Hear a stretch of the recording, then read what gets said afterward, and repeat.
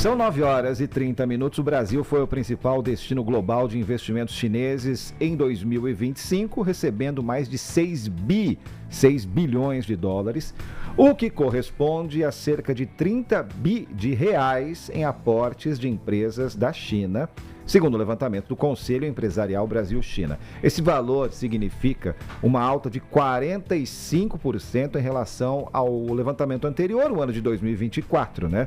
E o maior volume registrado entre todos os países no período. Ao todo, foram 52 projetos chineses aqui, número recorde da série histórica do estudo. Os investimentos incluem abertura de fábricas, expansões, fusões, aquisições também, joint ventures.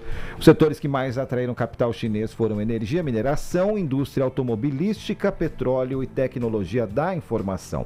Ainda de acordo com o estudo, o avanço dos investimentos chineses é favorecido pelo cenário geopolítico internacional e pelo fechamento de mercados como os Estados Unidos. O Brasil passou a ser visto por grupos chineses como um ambiente mais aberto, com grande mercado consumidor, disponibilidade de recursos naturais, matriz energética limpa e sistema financeiro estruturado. E o Guilherme Ravache está aqui de volta ao nosso estúdio para comentar o que mudou para chegarmos a esse resultado. Ravache.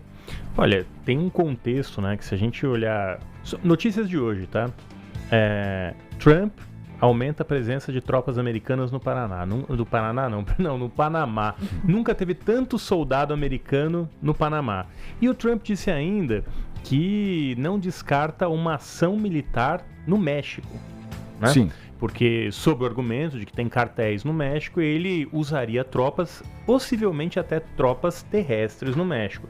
Então, assim, o Trump, né, ele tem uma doutrina que ele já deixou claro que a América Latina, a América como um todo, né? E a América não é Estados Unidos, é a América todo o continente. A grande América, inclusive, que eles andam falando, né? Exatamente. Pertence ou deve ficar sob o domínio dos Estados Unidos.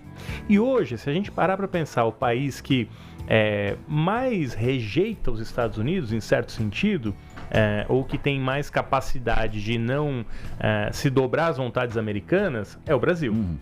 O México, pela fronteira com os Estados Unidos, pela proximidade, ameaça militar, é muito mais difícil para o México ter a mesma posição do Brasil. E o Brasil tem, e a China sabe disso. E para a China, investir no Brasil, além de todas as oportunidades que você comentou, Felipe, questão da energia limpa, a gente tem muito espaço para data center, pode receber data center, tem recebido data center, que são investimentos aí de dezenas de milhões de reais, fábrica de carros, né, como a gente tem visto aqui no Brasil. Tudo isso, sem dúvida, coloca o Brasil numa posição muito vantajosa. Agora, no jogo geopolítico, quando a gente pensa no Brasil, um país dentro da América aberto a receber investimentos chineses, é uma oportunidade que a China não vai desperdiçar para ela. É importante estar na porta dos Estados Unidos, de certa maneira, nesse xadrez, né, político Trump e Xi Jinping, que inclusive essa semana Lula e Trump se encontram. Na semana seguinte, o Trump está encontrando com o Xi Jinping, que é o outro lado do negócio. O outro lado da moeda. Assim. Então a gente está no meio aqui de uma disputa que pode ser muito favorável para a gente. China quer ter o controle global, Estados Unidos também. São dois gigantes, duas potências que querem ter o controle global. E aí a gente vai precisar de habilidade para conseguir não alienar a parceria com um lado ou outro, né? Que a gente consiga pegar o melhor de cada lado. Eu acho que esse é o grande desafio de qualquer governo que a gente tenha. Conseguir equilibrar uma proximidade com a China e com os Estados Unidos, que são duas potências. Por isso que tem que ser o adulto na sala. O Brasil tem que ser extremamente moderado. O Lula no encontro de hoje, né? O Lula e a comitiva dele. Mas sabe o que eu ouvi de pessoas? Pessoas não, de uma pessoa, para ser bem honesto, próximo. Fontes. Uma fonte. O Lula é muito pragmático. E o Lula, e aí eu achei essa frase interessante. O Lula que a gente conhece no Brasil não é o Lula no exterior. E o Lula no exterior é uma figura muito mais querida. Por isso que essa química, né, que foi tão comentada do Trump com o Lula lá no primeiro encontro, ele falou, olha, mas isso acontece sempre. O Lula aqui dentro é um Lula e o Lula pro exterior.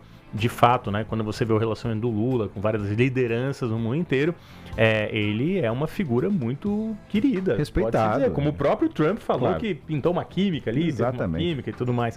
Então, a gente vai ver aí esses desdobramentos, a gente vai acompanhar esse encontro do Lula com o Trump, e também vamos estar atento a esse encontro dos Estados Unidos com a China nos próximos dias aí. E não tem boas perspectivas esse encontro da China com os Estados Unidos. Isso a gente volta a falar mais aí nos próximos dias. Basicamente, esse encontro está fadado a falhar, porque a China hoje tem uma posição muito dominante em terras raras, que é um tema que vai estar na pauta, e essa dominância faz que os Estados Unidos fiquem mais limitados, até porque estão no meio do confronto com o Irã. Só lembrando, para contextualizar, o Irã é um grande fornecedor de petróleo para a China e fornece esse petróleo a um preço abaixo do valor de mercado por conta das sanções americanas. Outros países não podem comprar o petróleo iraniano, a China compra e compra muito. Então, o que a gente vai vendo, né, Felipe, é um xadrez mesmo, e envolve muito dinheiro, muita influência, a China controlando terras raras, os Estados Unidos sendo o maior mercado do mundo para carro, os chineses estão loucos para entrar no mercado americano, mas eu não sei até que ponto eles abririam uma fábrica nos Estados Unidos, talvez faça mais sentido abrir uma fábrica no Brasil e daqui exportar para os Estados Unidos. Então tudo isso vai pesar nessas conversas, a conversa do Lula vai também pesar na conversa na próxima semana com China. O Brasil, sem dúvida, vai ser um fator nessas conversas com a China nos próximos dias. Estaremos acompanhando. Um abraço, Ravache. Valeu.